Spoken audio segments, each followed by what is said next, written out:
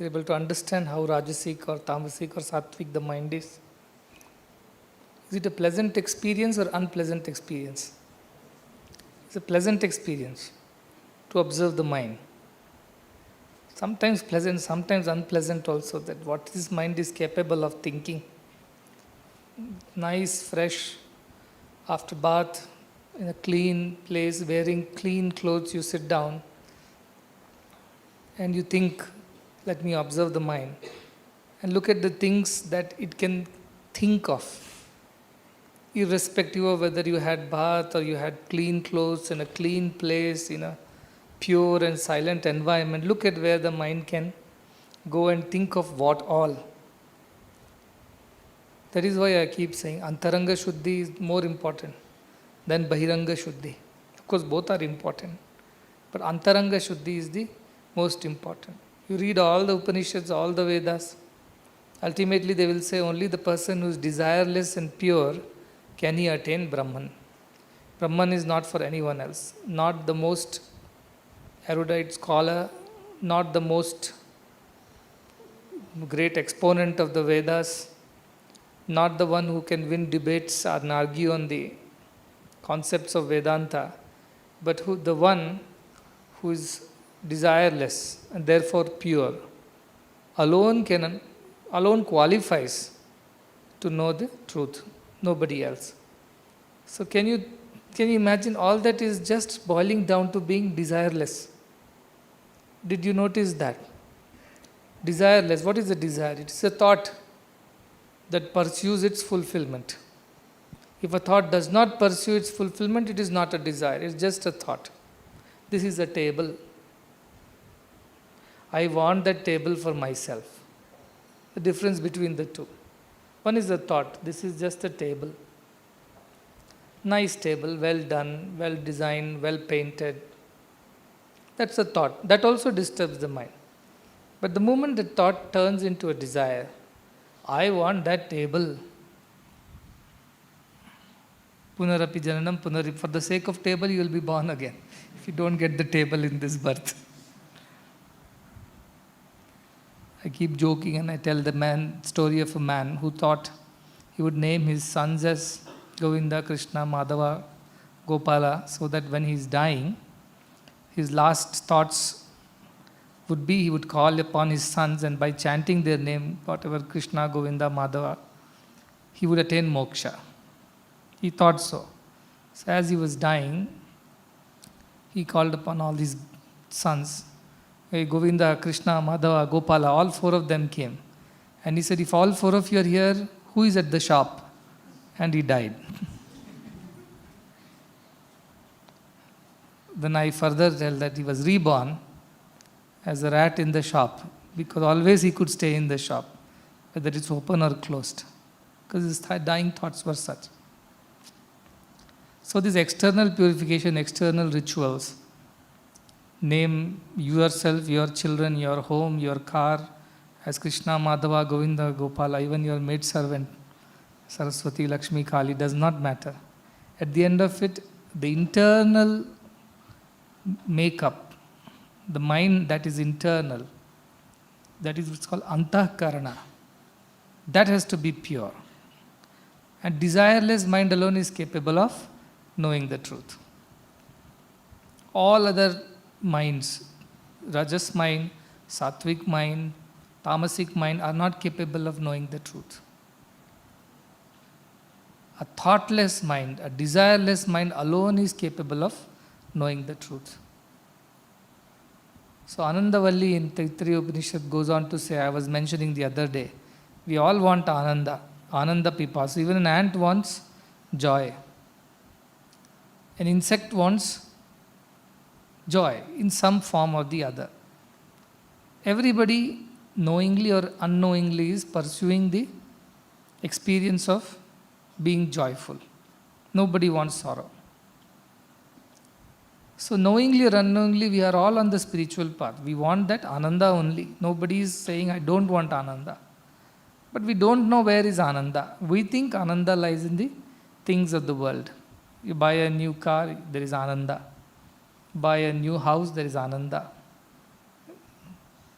marriage is Ananda, children is Ananda, getting a big position and a job is Ananda. And we keep thinking and keep pursuing these goals, thinking that this is what will give us Ananda. But at the end of it, like the Kasturi Mruga, the musk deer, it runs everywhere searching for Ananda. And finally, when it gets tired and curls up to rest, it smells and it knows that the fragrance is coming from its own navel. That's all is the story of every man, every woman who pursues Ananda in the world. They run around the forest searching for it. At the end, when they get tired, I tried everything and I did not find complete joy. I found some bouts of joy, some bits of joy. But I never found the joy that came and stayed forever. And therefore, finally the person gets tired, not in one birth, in several births of this pursuit. Finally the realization dawns upon that person by the grace of Guru or by the grace of God that what I am following, what I am pursuing is not going to stay. All these are temporary. Mirage. So finally when he gets tired and curls up at the feet of the Guru, that I am here for you, I am here with you, you give me the jnana. I have searched everywhere, I did not find it. And then Guru says, check out, it's there right inside you. And you turn on the inside and see the antarmukha. And you realize, yes, this Ananda is right inside me, it's not outside me. And your journey completes there. So becoming desireless is the only way to become one with divinity. And somebody may ask, a lot of students have written, knowing you, wanting to know God, even praying for moksha, is that not a desire? It is a desire, definitely it is a desire. Swami says you should work for realization, you should ask for realization, you should strive for realization. So knowingly or unknowingly, intentionally or unintentionally, you have developed a desire. And that thought which is pursued is desire, that is what I said. It was just a thought, there is self-realization and I have got nothing to do with it. It will remain a thought, it will die down in the passage of time. And other thoughts and desires will take over. But this is one thought that changed into a desire in you.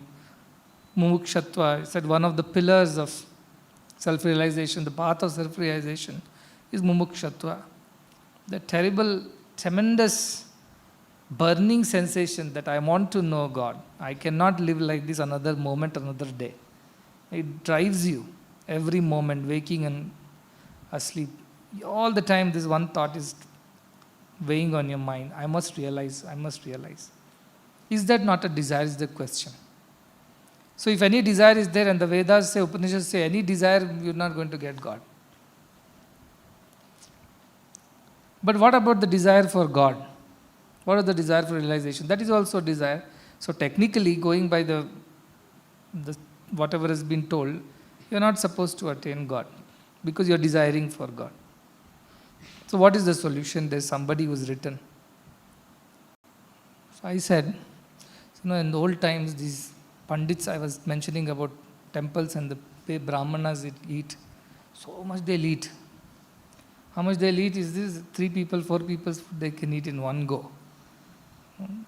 Durvasa and even present day Brahmins generally are like that. So after eating, what they will do? They'll take a piece of ginger and eat that also. Why they will eat ginger? To digest all the food that they have eaten. Ginger is a digestive. Now when you eat ginger, ginger also gets digested along with the food, isn't it? Ginger doesn't stay separately. Ginger becomes a part of the food and gets digested. Similarly, this desire to know God gets digested in knowing God. So that desire becomes God. It won't stay. In fact, it will help you reach God, like ginger helps you to digest the food. And it also in the process gets digested and assimilated. Likewise, the desire to know God will help you know God. And at the end of knowing God, this desire to know God also will be digested, assimilated and taken care of. So that desire of knowing God is a good desire which helps you to know God. At the end, that desire also becomes one with the process of knowing God and it also gets digested. So it does not create indigestion. it creates digestion of this thought of God. So all the scriptures that you read to know God, understand God, everything gets digested with this one desire of knowing God. And once you know God, all the food, all the knowledge, everything gets completely taken care of. So having this desire to know God is actually not a, technically, it's actually not a desire which turns us towards the world. It turns us towards God. So manam moolam idam jagat. Mind, you turn towards world, it binds you. Turn towards God, it liberates you. Mind is the key. So mind only is the key. Thing is that you should always be capable of turning it towards God, not away from it. So to develop a desire to turn your mind towards God is what you all are practicing. To stabilize the mind, make the mind listen to you and do what you want it to do and not make you do what it wants. Ultimately force the mind or coax the mind or sweet talk the mind into turning towards God. And finally you will become God. Once you have become God, you don't need, once you have climbed, you don't need the ladder. So to that extent only this mind is. But without the ladder, can you climb? Without the key, can you open the door? So mind is important. Therefore, training the mind is a process. And that is what I was trying to tell you, that how do you train the mind by observing it, understanding its nature, how naughty it is, how quiet it is, how sattvic, how tamasic, and accordingly working on its training. Another week you watch over and remove the unwanted thoughts. You see, like you go to a bookshelf, clean up all that which you don't want. You go to your cupboard, all the clothes that are old and unnecessary, you clean it up. But first you have to observe the cupboard, whether how many clothes are there and how many fit and how many don't fit. You have accumulated plenty over a period of time. So the first step I said first week is observe, identify which are to be thrown away, which are to be kept. That is the first step. Finally, second step, what you do is, you tell the mind, discard these. First step is observe, second step is discard. I don't want these clothes, I don't want these unnecessary thoughts. Just throw out. Till one thought remains. Which is that thought? That I must realize God. Don't throw that also out, along with the rest. Baby with the bath water. Don't do that. Keep that one desire. That's why it's that finally dharana I have to have. So throw everything else out and keep this one desire, I want to know God. And in that one desire, strengthen that thought. I want to know God. I want to know God. So the third stage, what you do, you hold this one thought in your mind. I want to know God. Everything else can be thrown away. All other desires, all other wants, ideas can be thrown away. Because I know if I know God, I know everything. Kasminno bhagavo vijñāte, sarvamidam vijñātam bhavati. What should I know so that I know everything? It means I can know medicine, I can know engineering, I can know everything. Truth is that. I can know everything. What is that I should know? So he says that you should know Brahman to know everything. The clay, if you know the pots. Gold, if you know the ornaments. Likewise, just know yourself. So that one desire you should hold. Now some of these highly, I don't know which school that is, Mimamsa school of people. Swami, I should throw this desire also. Isn't, because if it's a desire in my head that I want to know God, I may not know God. At the end, I may not be able to, but that's not the bad desire. That's the one desire that you should hold in your mind. I need to know God. If you throw that out, then you know which direction you're going, till you reach God. So you keep that in mind. Third week, you hold that, I need to know God. How do I need to know God? Very beautifully again, Upanishads. Always Upanishads to our rescue. They have all experienced it, written it, digested it, and out of compassion, they could have just kept quiet and said that, I know the answer, why should I tell others? But they wrote the answer for us also, out of compassion. Pranavo Dhanu. Om is the bow. Sharohi Atma, the arrow is my own self. Brahma, Tad Lakshamuchyate. Its goal is Brahman. Om is the bow, I am the arrow.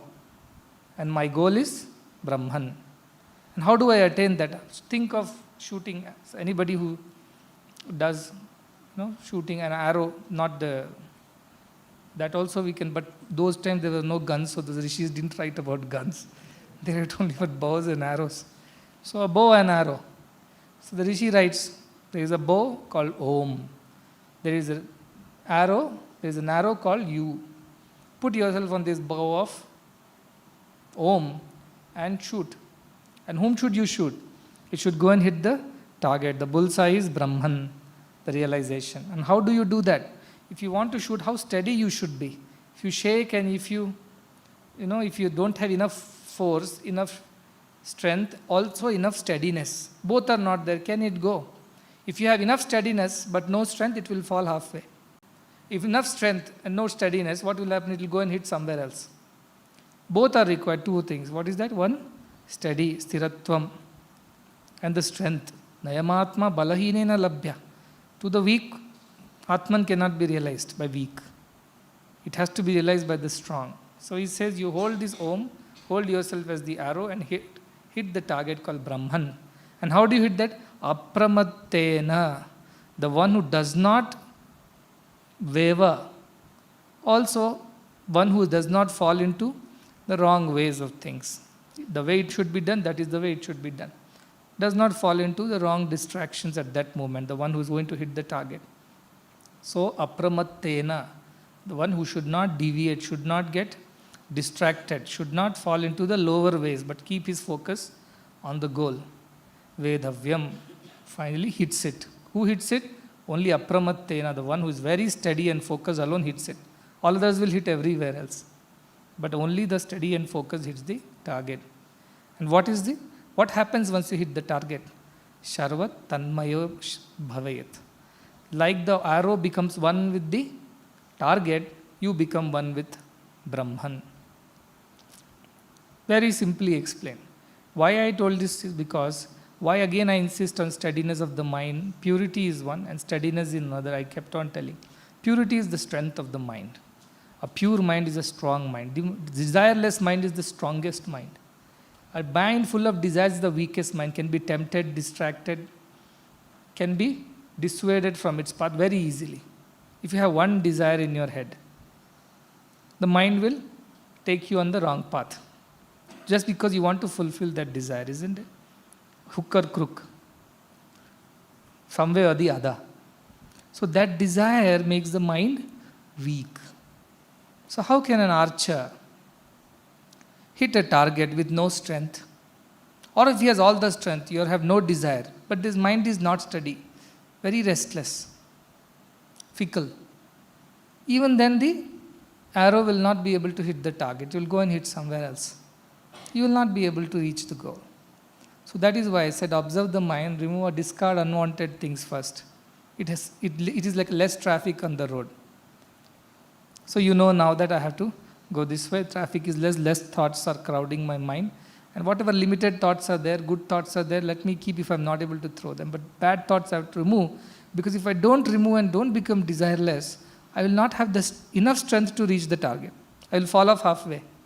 Even though I am so focused, I will not have the momentum, the strength to go that far. So I need to be pure. Purity of mind is desirelessness. That is mind's strength. Truth people think those are powerful people who can fulfill their desires. Rest it out of the circumstances. Whatever. I want to be the politician, I want to be the prime minister, I want to be this. If I can achieve that, I am powerful, isn't it? Why go that far? In a family, a father thinks that way or mother thinks that way. In a class, some student or a teacher thinks that way. All these are not powers. They look like powers, but they are illusions, they are fakes. The real power is in the person who has no desire. Therefore, nobody can tempt him. Nobody can rule over him. When Alexander the Great called upon that half-naked man who was sleeping under the tree, ask him to come. I will give him prizes. I'm not coming. Come, otherwise I will cut his head. I'm still not coming. If he had even the desire to hold on to his flesh and his body, you think he could have said no to Alexander, knowing very well that he has killed half the world on the way? No desire. That's why he is strong. Vivekananda said, spirituality is for the strong, it's not for the weak. Same thing Upanishad. Nayamatma balahinena labhya. It cannot be attained by the weak people. Weak not in the body. Body also has to be healthy and strong, no doubt. But mind is more importantly. And what is the strength of the mind? Not having any desire is the strength of the mind. Having desire is going to weaken the mind. So now you have to practice as you observe the mind that what kind of desires are there in you. I want this, I want that, I want to be like that. It may not be very, I'm not saying they're bad or tremendously bad, but there are, sattva is a desire, some desire, but good desire. I want to know God. Sattvic desire. Let the whole world, samasta loka sukhino bhavantu. Holy desire. Let no one have any sorrow. Sarves bhavantu sukhina. Holy desire, good desire. That you keep. I'm not saying throw that away. But if you have a rajasic mind still, when you're observing your mind, and you notice there are plenty of desires. It may be very small, small things like I want to have a better food, or I want to have a little more comfortable stay, or I want to go to some place, or I want to see some person, or I want to do anything that is not selfless is not sattvic. Okay? So in the rajasic desires, you have to start watching them very carefully. Now that you are already observing, start knowing those desires that are not sattvic, because these are the desires that will weaken you. And this will not allow the arrow to reach its destination later. It will reduce, it will drain you of your tremendous strength. Viryam, they call it. The strength, the ojas, they call it. It will not help you reach if you don't have that strength in your mind and body also. So, when you are observing this, the next step is to observe desires and categorize them very carefully. How many sattvic I have, how many rajasic I have, and there are some tamasic. Tamas means inert. What is inert in us? Body is inert in us. Isn't it? Body is jada. It's not chait, it cannot, if you are dead, your prana goes out, is body capable of doing anything on its own? It's a piece of flesh lying around and starts stinking after some time, degenerates. So jada. So anything which body is capable of enjoying. Body. It could be a food that is very tasty but not sattvic, not nice. It's not good for your spiritual health. A kind of clothing which is nice to look at but it is not nice.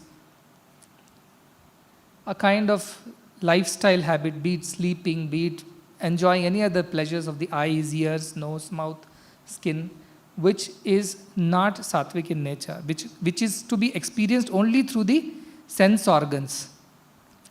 Which sense organs? This, karmendriyas. Which has to be observed through karmendriyas. Without hand or without mouth or without eyes or ears or skin, you cannot enjoy that. All those are tamasic desires. All those are tamasic desires. I am helping you categorize now. So if without your hand or head or whatever, the 5 indriyas, if you are incapable of enjoying it, then know for sure that that is a tamasic desire, needs to be shunned and discarded. Then there are desires which you can experience mentally, emotionally. It may or may not involve the physical activities. It may involve, may not involve. You're reading a book, a good book. It involves your eyes. But more importantly, it involves your intelligence. These physical desires don't require intelligence. They're just driven by the instincts, not the intelligence. So desires that are driven by instincts are tamasic desires. And they involve only the jada part of the body largely. With mind, of course, is the ruler of all the senses. So mind anyway we are trying to purify, right? We don't want mind to associate with things. We don't want it to get spoilt by in wrong company. So first thing is anything that is experienced through your physical body and the physical senses are all tamasic in nature. You sit and contemplate on this and list down all that you experience through your physical body and the mind. That's all. The mind and body are involved, nothing else. Then you have a little higher desires, rajasic desires. These include body, these involve body, but it also involves intelligence, not instincts. It involves intelligence. You think about those things, you discriminate, you analyze. I want to win a war. It will involve the body. But you also need to involve your discretion, your intelligence, your higher faculties have to come into picture. Your chitta and buddhi. have to come into picture. Those desires are rajasic, generally rajasic in nature. They'll have physical activity, obviously. For example, you want to win a game. You cannot win the game by just watching the game. You have to physically get involved. Your all five senses will be totally involved. But your higher intelligence is at work. It's not by instinct that you are doing. Instinctive desires are all animal desires. Animals live by instinct. They don't live by intelligence. Their intelligence is very primitive, only to the extent of escaping danger and saving themselves or finding their food. Basically, they're instincts only. They're not intelligence. That intelligence is instinctive intelligence.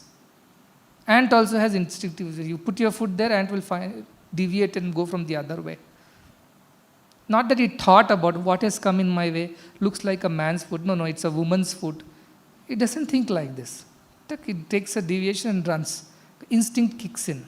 So anything that we enjoy with simply the body and mind involved, the sense organs involved, but no intelligence, no discrimination, no chitta, no buddhi, are all tamasic desires. They have to be kept under great check and control, because they are the ones who drain away mind's strength. So they have to be limited. That is the first thing. The middle part, the rajasic desires are those who involve mind and buddhi. However, they may or may not involve the body entirely, or they may involve a sense or two. Singing example. You're singing bhajans, but you need to involve your body in it. You need to think. And there is a kind of joy that you derive. Not because I say pibare ramarasam, you don't feel sweetness on your tongue. Do you feel? Not like you put a sweet candy on your tongue and you feel the sweetness. Pibare ramarasam, you still feel the sweetness. But where do you feel the sweetness? Is it on your tongue? It is in your antakarana, the mind, the chitta is able to enjoy that. Your physical body is not enjoying pibare ramarasam.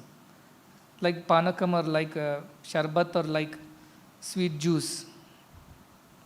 Your body is not enjoying the rasam. Who is enjoying? Only the mind is largely involved. But of course, body is involved in acting, in the sense singing or listening to that song or thinking and meditating on it. So mind is involved. Body is involved in a limited extent. But who is the beneficiary? Who enjoys it? Your inside, your mind and your buddhi and your chitta, the antakarna enjoy it. The physical body does not enjoy ramarasam. So that is a higher level of enjoyment. So keep those enjoyments with you and discard as many possible of the physical nature. It doesn't mean you don't eat food tomorrow. You have to eat. But what kind of food is the question I'm asking? Sattvic food. It doesn't mean that you close your eyes and don't see anything. You see, but what kind of sights? These are the questions you have to ask. Those pleasures which are derived out of senses only with the help of the mind are tamasic in nature, discriminate, discard. Then those pleasures which are experienced by the mind with limited involvement of the body or senses, they are largely rajasic in nature. I want to be famous. Now, famousness has nothing to do with your leg, hand, eyes, nose, ears. The physical senses don't enjoy your famous or fame or being famous. Who enjoys? Mind enjoys with limited involvement of the sense. Of course, if you are famous, your photo will be put up on because they want to know who is that person who is famous. To that extent, your physical body is involved. But largely what is involved? Mind alone is involved. Your buddhi alone is involved. So those joys which are experienced by the buddhi and mind, an intellectual joy, I cracked the puzzle. There is a joy. It involves some senses, but largely the joy came not because of sensual involvement, it came because of your intellectual involvement. Those are generally rajasic in nature. Again, make a list of those. They are less harmful, but if they can lead to ego and arrogance, which is again detrimental to one's spiritual progress. I am very intelligent. I am smart. All these can lead to unnecessary trouble on this path. Again, they weaken you to a little lesser extent, but they do weaken you. Okay? There is a middle level of weakness you can call. Then there are sattvic desires. See, now I'm coming to this is very crucial and you must pay attention. These two you have understood the kind of desires. Now think of this sattvic desire. I want to be good. I want to be good. Being good is not a problem. I want to be known as good. I want to be known as spiritual. I want to be known as selfless. I want to be known as man of sacrifice. If you want to be good for goodness sake, whether somebody sees or does not see does not matter. Somebody knows or does not know does not matter. Somebody praises, acknowledges or doesn't does not matter. You're happy to do it in your own sweet, silent corner, whatever good you want to do. That is being good for goodness sake. But if your goodness comes with a tag, then let at least somebody acknowledge that I am good. You're so good, you're so helpful. There is a pleasure. Is there or not? This pleasure is of another nature. That pleasure with physical senses is one nature. That pleasure with the mind and intellect is of one nature. That pleasure with hits your heart, touches. I have been, at least somebody finally realized that I am one good soul in this whole ashram. Till now, nobody even realized that how much selfless service I am doing. Nobody acknowledges it. Forget Swami is the last to acknowledge. Even the people around me don't acknowledge it. What's the use? I'm good, you're good, I'm sure you're good because you're doing good to everyone. But that goodness is not for goodness' sake. That is a sattvic desire. It's a good desire. It involves your heart.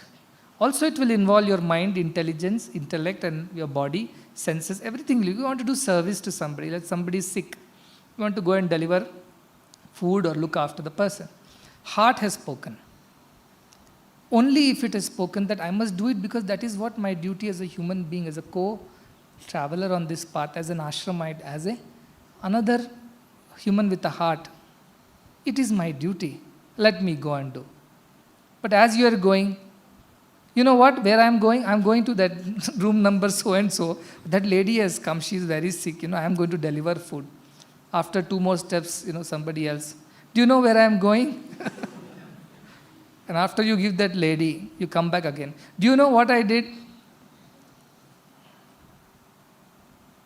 That is also a pleasure.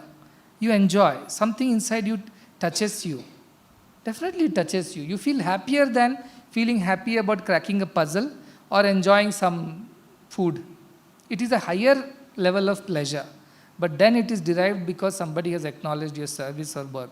It's not been goodness for goodness' sake. So there also desires. And that is also desire. Though sattvic in nature. Now will you be able to categorize it even finally?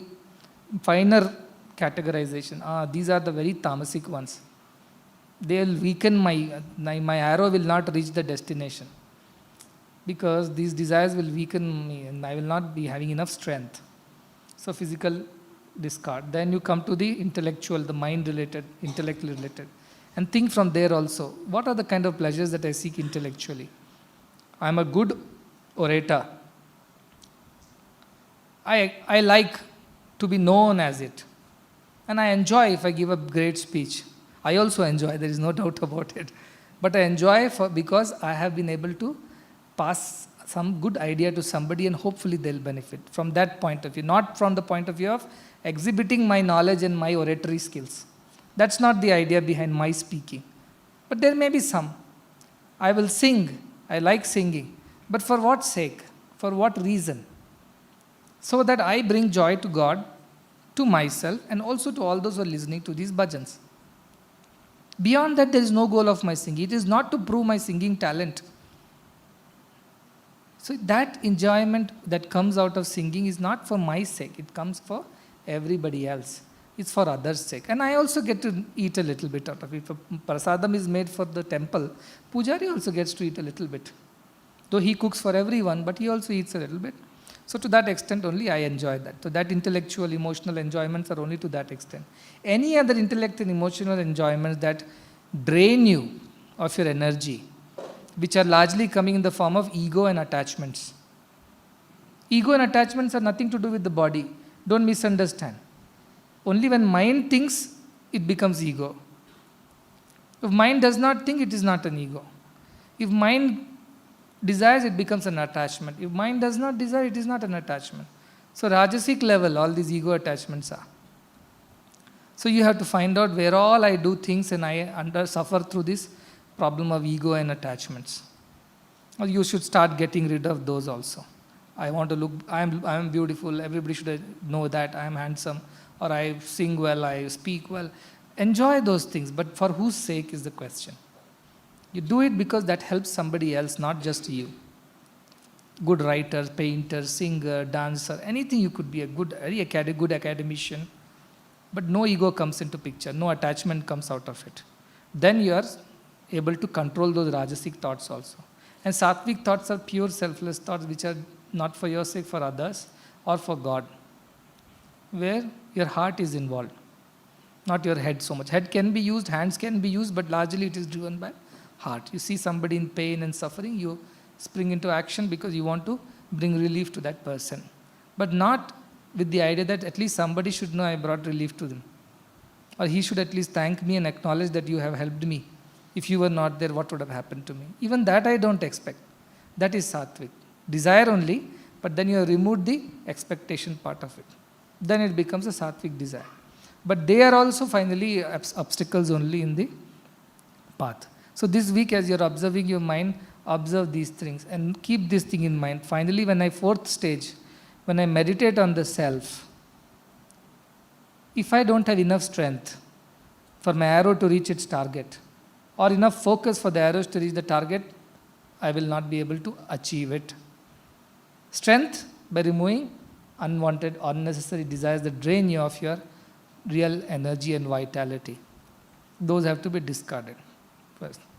And focus comes when you have lesser desires, your heart is full of purity, you have more Sattvic desires, Sattvic feelings, purity and steadiness comes to the mind. Weak. Weak because to fulfill the desire you will take to all kinds of ways. So you are a weak person, you cannot control yourself. And they make you unsteady because your mind is always jumping from one desire to the other. So desires are the reason. That is why it's very clearly Anandavalli. You can, who can attain Ananda? There is a Manushyananda, Devananda, Devagandharvananda, Prajapatirananda, Brahmananda. There is a category. But how does it go? He says, either you do this. What he says? You should be a young man or a woman, as the case be. Ashishto, balishto, drishtaha. You should be very intelligent, very strong, very determined. And what should be? You should rule the entire earth. And you should own all the wealth in the earth, on the earth. Then you have Sa Eko Manushyanandaha. That is one unit of man's Ananda. When you are young, can you be young forever? Not possible. Can you be the sharpest, the strongest, the most determined person on earth? Maybe, but not forever, because with age mind will fade, intelligence will become dim. Can you own the entire earth and all the wealth in it?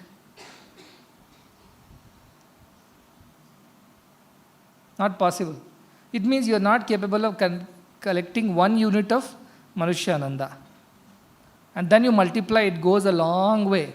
I will explain another day how it goes all the way till Brahmananda, which we are talking about, we are aiming about at least. Isn't it? Manushyananda, then Manusya Gandharvananda, then Ajana Jana Devanamanda, Pitrananda, then comes like this Indrasyananda.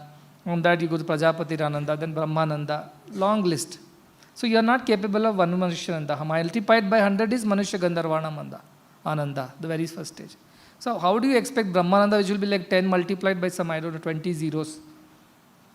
It's not possible. So what is the other way? Upanishads again. Shrotriyasya cha akamahatasya. The one who has learned in the scriptures, Shrotra, Shruti. The one who has heard and understood, not just heard and taken out. Understood the essence of the scriptures and who is desireless. Akamahatasya. Same equivalent of that Ananda is attained by that person. So which is easy? Catching here like this or catching here like this? You calculate. Obviously. So it says either you become a young man and remain young forever like Chiranjeevi in his story, who wants to remain Chiranjeevi forever, and you own the whole earth, not one plot in Bandahalli. Not even Chikbalapur, not India, not a whole earth you should own. And vittasya purna syat, all the wealth also in that.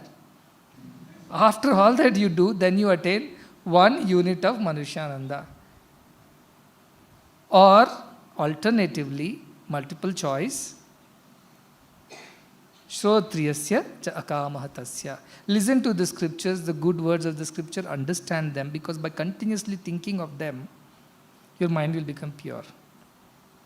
It will develop dispassion, it will develop vairagya from all the other worldly things. By continuously listening to that. And become desireless. With exception of one desire, that I want to attain Brahmananda. That you keep for now.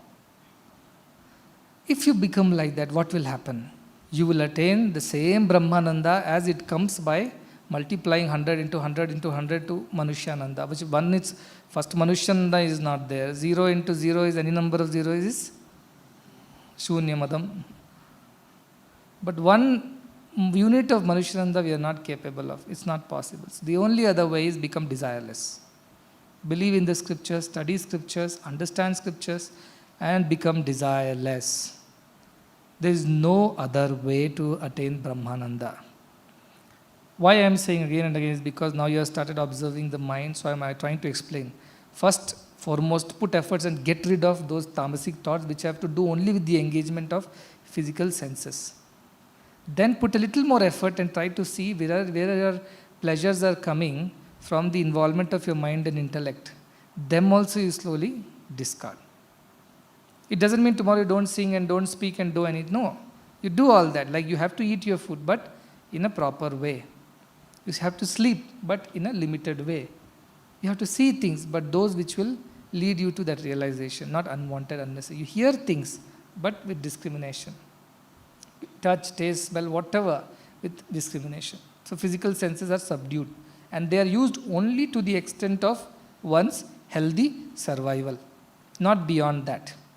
Or the desire will be thrown out of the window.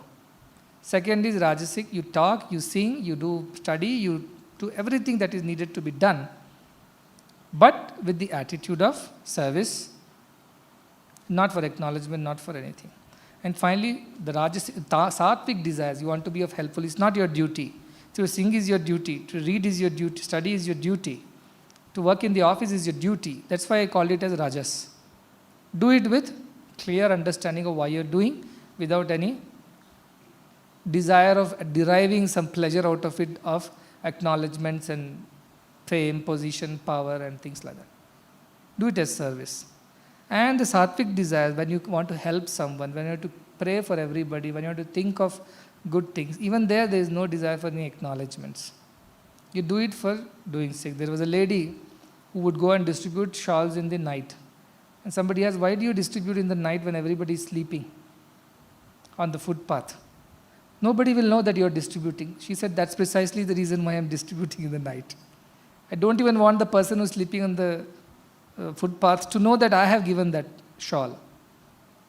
That is why I am doing it in the night. I don't want to do it in the daylight.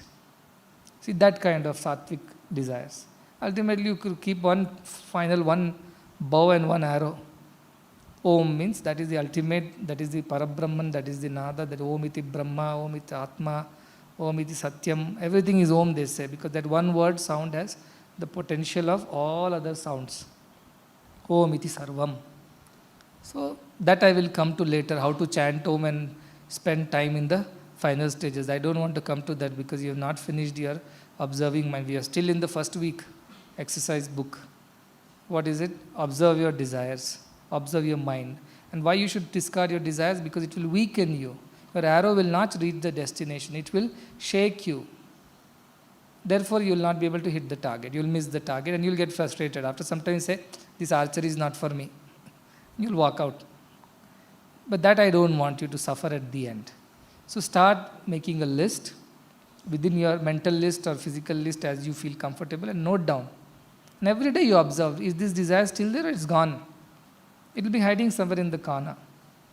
So next week when we have to discard the desires,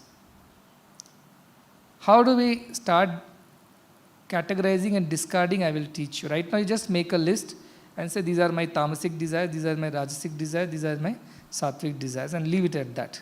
I'm not going to come and announce all the list here. That will be very embarrassing, I know. You keep it to yourself. That's between you and me inside, not outside. First week you did that, but as you're categorizing, start categorizing rajasic, tamasic. Next week we will work on discarding those desires which are the most terrible. They are the biggest danger to us. First learn how to come to that, which is to do with the physical body and senses and nothing more. Then we will also work on how to get rid of the intellectual ideas and desires. Finally we will come to the even sattvic desire, how to remain. You all know it. It's like when we do it practically, till now we knew it in theory. This is a practical class. Day to day we know how exactly to go about doing it. So we will do it in next week. Once we have attained some success over there, then we will work on another week, third week of how to hold one thought steady in your mind and try to keep bringing the mind back. How does it happen? It won't happen on its own. Maybe for somebody who have done it in the previous births. But for most of it, it is an effort. Like this child. See, she'll keep running, you have to pull her back, dissuade her from doing all things, and sometimes she would listen, sometimes she would not listen. So that is how bringing the mind back again and again to the same thought. How is it possible is the question. That is the third week. And the fourth week is Om Pranavo Dhanu Sharohi Atma. And how to reach that Brahman. Okay. So I don't want to give you all the gyan in the very one session because it will be too much to digest. So I am releasing little by little by little as much as you can eat. But why I am telling you today about this, not just thoughts, but observe them as desires. Because you are pursuing them. If it was just a thought, suppose sitting in meditation and suddenly a thought came, oh, that was a nice photo of Swami in the mandir. No problem. I must have one photo like this in my home. Problem. That way you observe them. And as I told yesterday, why do I put this effort to speak? Not that I need to memorize it or not that I need to show my pandityam to anybody. I don't have to do that. I do it because I want you to remain soaked in these thoughts. I don't want you to deviate from these thoughts. So all the time if you're listening, Shrotriyasya, that part I am taking care. You're listening and understanding the Shruti. Akamahatasya, you take care of discarding your desires and thoughts. If you both come together, guaranteed. If not Brahmananda, at least some Prajapati on some level we will be able to achieve. At least there is no level. Quality of Ananda is the same, is the length and period of it, that's all. Manushyananda is one unit, momentary. Brahmananda is eternal, permanent. That's all it is. And why am I putting this effort? Because as I said, I need jnanis. I need those dhiras, viras, who will not be deflected, who will not get distracted, who will not deviate and remain steady and focused, and they will attain the ultimate. And because of their strength and steadiness, they will take this message to more people and teach them, and through them they will go to many more people. That is the idea. So I know some of you might be enjoying it because you have that sattva buddhi, as I said the other day.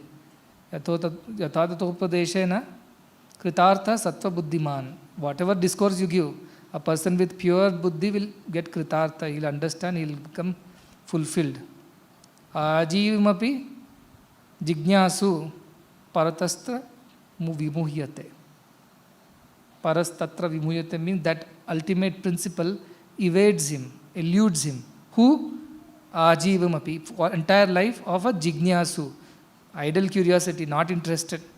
All I was interested in whether I will get to sing bhajan today or not. Who wanted to listen to the discourse?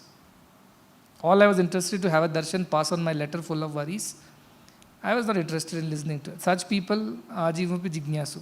But they will ask plenty of questions thereafter. Why this, why not that, like this boy. He is having a desire to know God, also not an impediment, because he has thought it from an intellectual point of view. Okay, good, they are young, they need to understand, I am ready to answer those questions, as long as there is a Shraddha. So please put this kind of effort, and as I said, I am not even looking at having the whole hall turned into jnanis. Even a few people come, I can delegate my work to 4 more people. It reduces some of my work. Not reduces, but it says it multiplies my work to many more and many more places. But if that is not attained at the end of this whole life, it's a sheer waste. Sheer waste. Everything else we do and attain is a sheer waste. It will not matter at the end. Only that will matter, which will take you to God and your realization. And don't get worried that once realization happens, how will I be? Will I be eating food or will I not be eating food? You will be doing everything and more with more intensity and interest. You will do better. Everything you will do better. Your memory will become so sharp. Your intelligence will become so pure and brilliant that anything and everything you will be able to grasp. That kind of, in every sphere, you will be healthy physically, mentally you will be alert and sharp, intelligent, bright, and also pure in your heart. All benefits will come to you on its own because of the attainment of that realization. Okay? So we must put this effort and not leave it halfway through. When I am putting so much of effort, and for one reason that some of you at least will take it seriously and raise yourself and reach there, so that you can go and promote and propagate this work what Adi Shankara and others have begun. But we have produced, as India, unfortunate thing is that we have produced a lot of intellectuals, tremendous philosophers, lot of debaters, but very few jnanis. So that's where our problem is. As I said yesterday, it's like a funnel. Many hear, few think, very few deliberate, and very, very few practice. And those who practice in that one or two attain. Manushyanam sahasreshu kaschit yatati siddhaye. Some, after thousands of people, some put effort. Krishna said in Dwapara Yuga, where population was very less. Today I can say Manushyanam billioneshu or millioneshu, because that is the billion is correct actually. In billions, a few put efforts. And in those who put effort, yatatam api siddhanam kaschit, again a very few, veti tatvatha, they understand it completely, they understand this, realize it, very few. So billions will, out of billions, a few put effort, out of those few put effort, some ultimately realize. Should you be in that sum is my question. That question you should ask yourself. I want to be in that sum. I want to be in that group. That group of God, that group of realized beings, that group of jnanis. Because that is how you can help me. Somebody asked me, how can I help you, Swami, in your mission? I said, become me. That is the best help you can render to me. Because when one Sai Baba can do some amount of work, 2 Sai Babas can do double of it. And 3 Sai Babas can triple it. So the only way you can help me is to become me. And how do you become me? Desireless. And know your truth. If that you can become, you can help me, you can help the whole world. And that time has come now. This time, at this moment, this land of Bharat is having people who can take this knowledge, this jnana, not just intellectual experience. It's not an intellectual realization, it's an experiential realization. They can take it to the world. We want people, more and more and more people like that. That is the whole effort. So please put that effort. If you do it very well for this month, that is till May end, June, if we are here and if we spend some time, then I will talk about Upanishads and the secrets of Upanishads. Just to keep our mind always, you see, the gulab jamun should be in the syrup, for that sake only. I would like our students and teachers to get up, and if you tell, please speak about Bharatiya Vedanta, they should speak from their experience. Even an hour-long speech, they should be able to deliver with their experience. Thresholds are very low, entrance thresholds are very, very low, and this is the best time. When the tide is low, you can swim and cross the river. When tides increase, we don't know when water swells, we don't know whether we can swim again or not. This is the best time. And what else you require? Your coach is by your side. In case you drown also, sink also, he'll pick you up and take you across, saying, at least you have put the effort, grace marks, I will take you across. Even if you have jumped into the water and tried a few strokes. So this is the best time. Use that. I cannot tire myself speaking about it because this is what it is. I can speak about it and I am so interested in some people at least will take it so seriously and put an effort and finally join me on this side and help me spread this to the rest of the world and pull out so many people who are ignorantly living such ignorance, stuck, drowned in them and not even realizing that they are sinking. A madman, if he falls in a well, what does he realize? An ignorant man falls into a river, what does he realize? A drunkard. Does he realize anything? If he's sinking also, he doesn't realize he's sinking. That is the kind of drunk with the world. People are sinking, but they don't even realize it. Somebody who is not drunk, who is aware, Jagrata, he has to go and pull them out and make them realize that you are in danger, but you have been rescued. So that is the idea of this whole effort. प्रेमामृत बरसाओ बाबा, प्रेमामृत बरसाओ बाबा, प्रेमामृत बरसाओ बाबा, प्रेमामृत बरसाओ बाबा, दया करो भगवान, दया करो भगवान, कृपा करो भगवान, कृपा करो भगवान, दया करो भगवान, दया करो भगवान, कृपा करो भगवान, कृपा करो भगवान, तुम्हारी दया बिन कैसा जीवन, तुम्हारी दया बिन कैसा जीवन, तुम्हारी दया बिन कैसा जीवन, तुम्हारी दया बिन कैसा जीवन, रोम रोम में बसने वाले राम, रोम में बसने वाले राम, रोम रोम में बसने वाले राम, रोम रोम में बसने वाले राम, जनन मरण से पार उतारो, जनन मरण से पार उतारो, जनन मरण से पार उतारो, जनन मरण से पार उतारो, दया करो भगवान,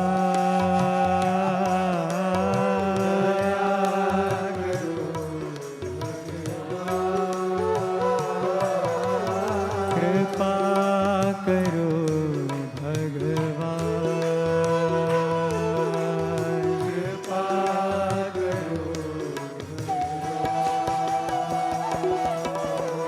दया करो भगवान, दया करो भगवान, कृपा करो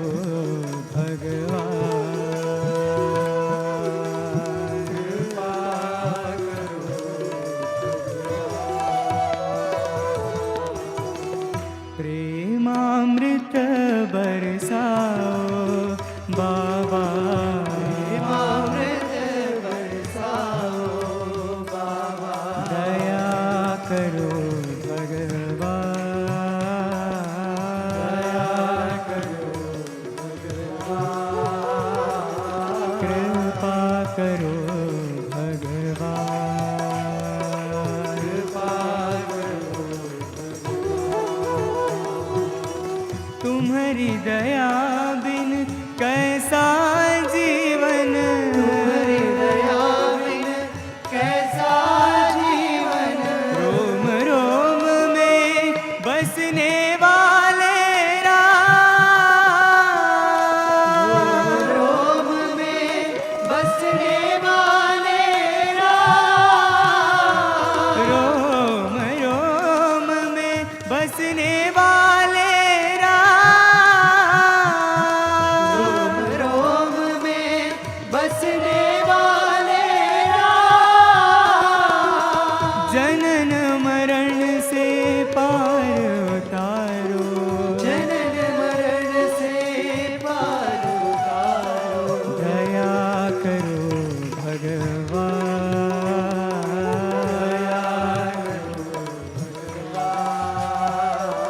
कृपा करो